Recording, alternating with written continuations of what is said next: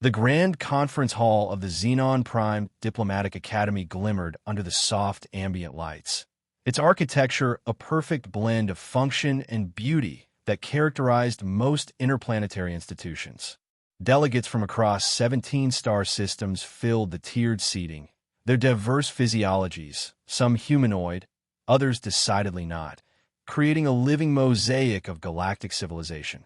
At the center podium stood Professor Lyra Vanya, a Xylosian historian whose violet-hued skin and elongated features mark her species' adaptation to the thin atmosphere of their homeworld. Welcome, esteemed delegates, to our symposium on emerging civilizations. Professor Vanya's melodious voice carried through the hall without need for amplification, a natural gift of Xylosian physiology.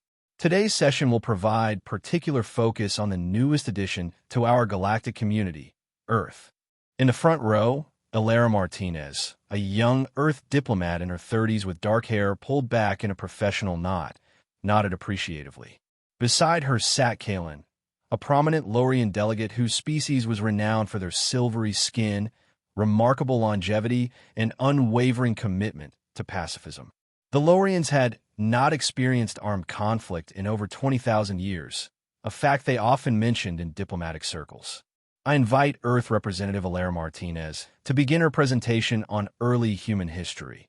Professor Vanya gestured gracefully toward the front row. Alara rose confidently and approached the podium. Her holographic presentation shimmered to life behind her, displaying a three-dimensional image of Earth. Thank you, Professor Vanya, and greetings to all delegates. I am honored to share the historical journey of humanity with you today. Alara began by explaining the basic planetary conditions of Earth, its diverse ecosystems, and the evolutionary path that had produced Homo sapiens. When she reached the sections on recorded human history, Alara moved efficiently through the major epochs, pausing occasionally to highlight significant developments. And of course, the 20th century saw two global conflicts, what we called world wars, followed by decades of Cold War tension between competing ideological blocs, each armed with thermonuclear weapons capable of planetary devastation. Kalen's delicate silver hand rose in a polite gesture requesting permission to speak. Professor Vanya nodded. The chair recognizes Delegate Kalen of Loria. Thank you, Professor. Kalen's voice was soft, yet carried an unmistakable note of skepticism. While I have the utmost respect for Representative Martinez and Earth's admission to our community, I must express serious doubts about this portion of her presentation. Murmurs rippled through the assembly as Alara's eyebrows rose in surprise. The level of self-destructive violence described is simply, Kalen paused, searching for a diplomatic phrase, inconsistent with the development of a sentient species capable of achieving spaceflight. The notion that conscious beings would repeatedly engage in total warfare or develop weapons of mass destruction, specifically to use against members of their own species, defies basic evolutionary logic. Several delegates nodded in agreement. A tall, crystalline being from the Tau Ceti system rose to support Kalen's point. I concur with the Lorian delegate. These accounts seem more like dramatized cultural narratives rather than actual history. Perhaps these world wars were metaphorical conflicts, exaggerated over time for cultural or artistic purposes. Alara blinked, momentarily nonplussed. I assure you, there is nothing metaphorical about the approximately 75 million human lives lost in our two world wars, nor the subsequent development of nuclear arsenals capable of destroying our civilization many times over. Another delegate, a multi-limbed representative from Procyon whose species had evolved in the stable environment of oceanic underground caves, spoke up. Such intense resource competition and proclivity for organized violence would have resulted in extinction long before achieving industrial capability, let alone spaceflight. This cannot be accurate. As more delegates joined the chorus of skepticism, tension filled the room. Alara stood stiffly at the podium, her professional demeanor intact, but her knuckles whitening as she gripped the edges of the presentation console. Professor Vanya observed the developing situation with calm assessment before gracefully intervening. Perhaps this presents us with an unexpected educational opportunity, she suggested.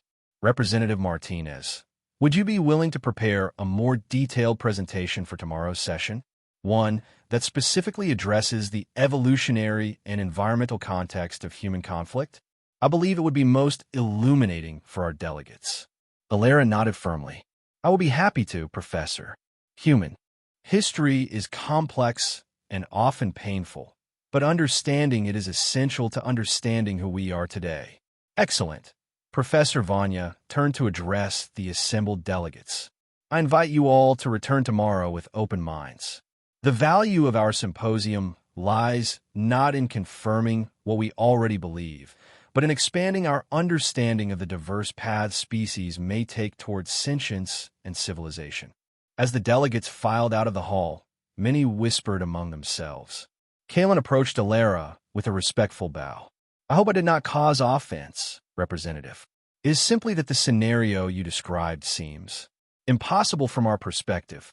Alara offered a small smile. No offense taken, Delegate Kalen. Tomorrow I'll try to provide the context that makes the impossible not only possible, but historically inevitable. The following day, the conference hall was filled beyond capacity. Word had spread about the controversy, and delegates from sessions on other topics had rearranged their schedules to attend. Professor Vanya opened the proceedings with a brief introduction, then yielded the floor to Alara. The Earth representative had worked through the night, consulting with her team to prepare a presentation that would bridge the vast cognitive gap between humanity's violent history and the peaceful evolutionary paths of many other galactic species. As she took the podium, a remarkably detailed holographic representation of prehistoric Earth materialized around the delegates. To understand human history, Alara began, you must first understand the forge that created us, Earth itself. The hologram shifted to show dramatic climate oscillations, ice ages giving way to warming periods, massive volcanic eruptions, and devastating asteroid impacts. Unlike many of your home worlds, Earth has never been stable. Its climate has violently shifted numerous times, rendering vast territories suddenly uninhabitable while opening others. Resources have always been unevenly distributed and frequently threatened by catastrophic changes. She gestured, and the hologram changed to show the unforgiving biological competition of Earth's ecosystems. Predators and prey locked in evolutionary arms races across millions of years. Most delegates here evolved with significant natural advantages. The Lorians with their regenerative abilities, the Procyon with their protective cave systems and communal gills, the Tausetians with their crystalline exoskeletons. Humans had none of these. We were slow, weak, with known natural weapons, poor senses, and lengthy juvenile dependency periods. Alara paused, allowing the delegates to absorb this information. Our only advantages were our brains, our dexterous hands, and our remarkable stamina. So we used those advantages to survive by creating tools, many of which became weapons, and by forming cooperative groups for both hunting and defense against other predators and competing human bands. The hologram shifted to show early hominids fashioning stone tools, using fire, and hunting in coordinated groups. This wasn't a choice, it was survival. Those who couldn't adapt, who couldn't cooperate effectively for both violence and protection, simply didn't survive to reproduce. She continued through humanity's earliest history, showing how agricultural development led to settled communities that required organization for defense, which in turn led to more sophisticated social structures and military hierarchies. The first human cities weren't just centers of trade and culture, they were fortresses. Metallurgy wasn't developed primarily for plowshares, but for swords and armor. Writing systems emerged largely to track resources, taxes, and military logistics. As Alara moved through ancient warfare, showing how conflict drove technological advancement in everything from architecture to medicine to transportation, the delegates' initial skepticism gradually transformed into horrified fascination. I'm not justifying these patterns, Ilera emphasized.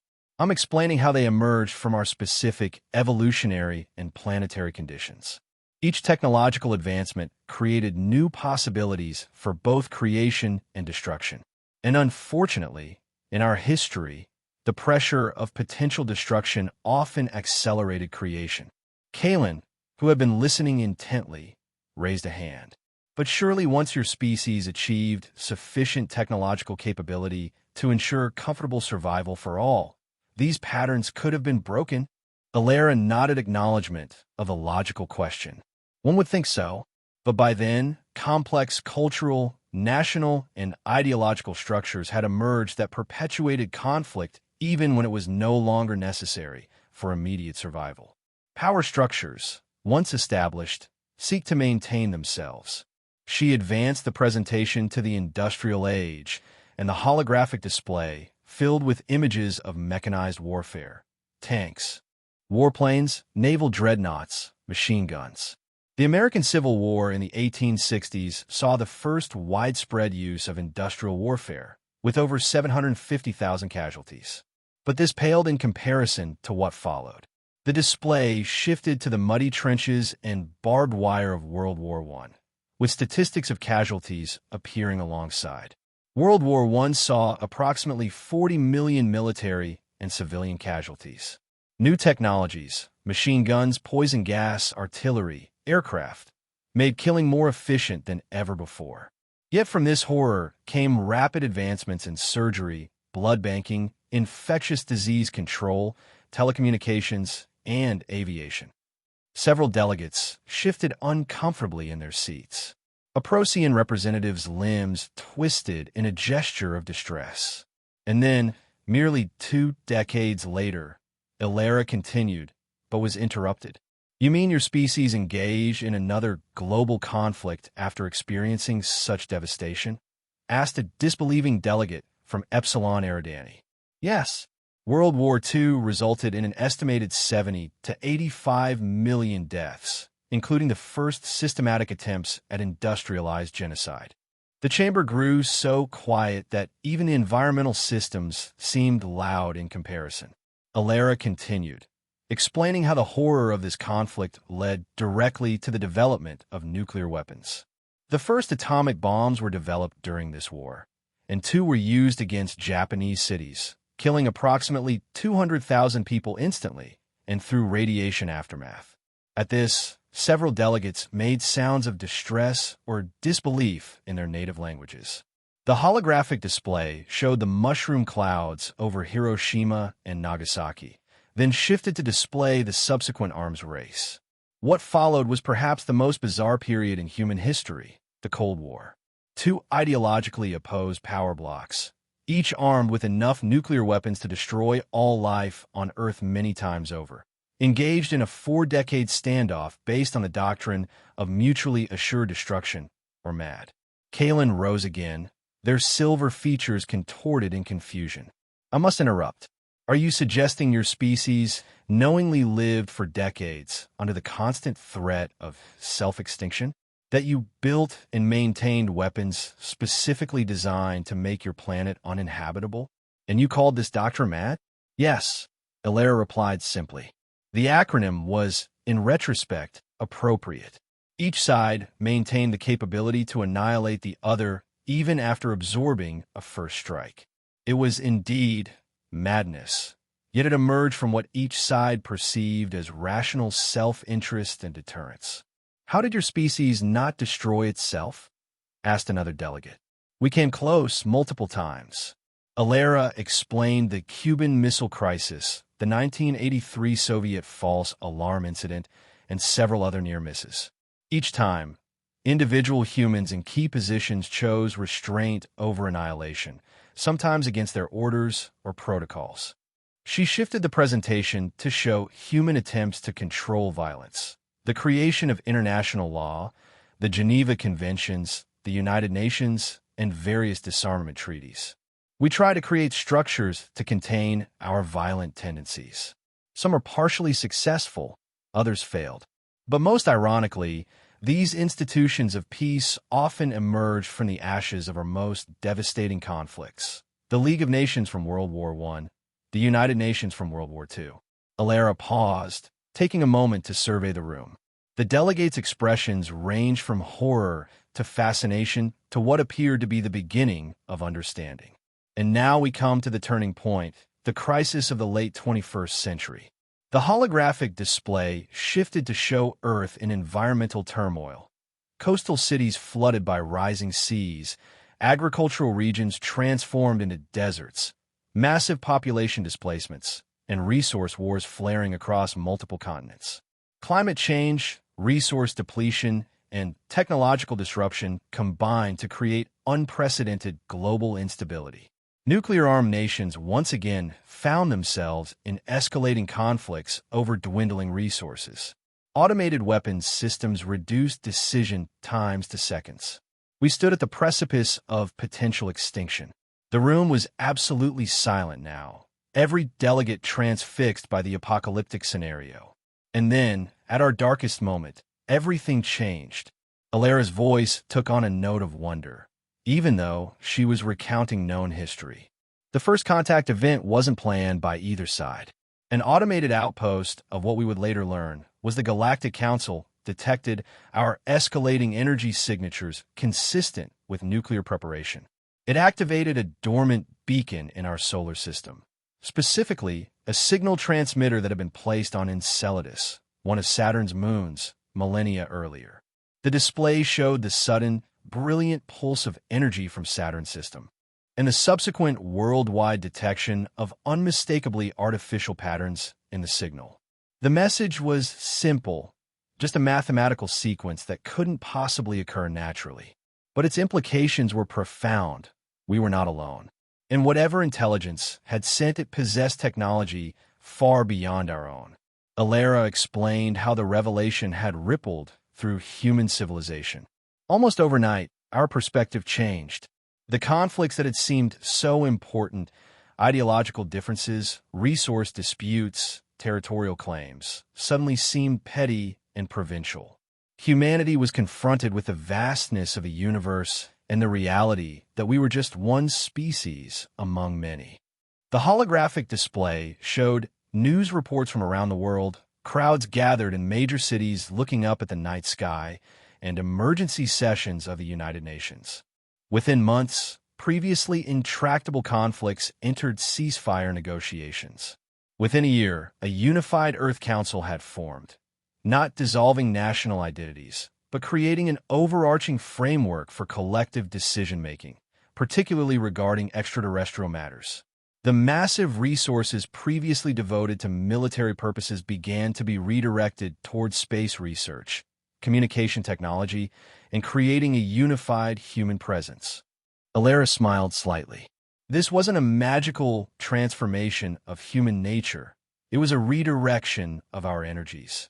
Our capacity for competition, aggression, and territorialism didn't disappear, but it found a new focus, preparing for an uncertain cosmic future that might contain both wonders and threats beyond our imagination.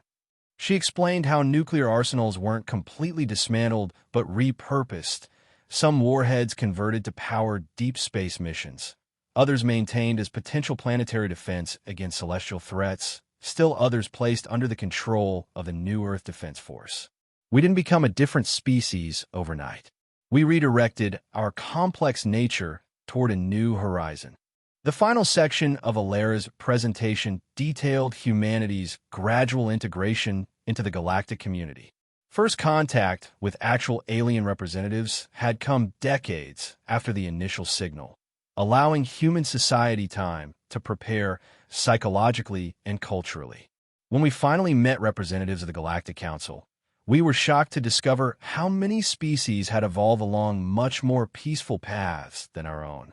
Species from stable environments with abundant resources, without the constant threat of extinction that had shaped our development.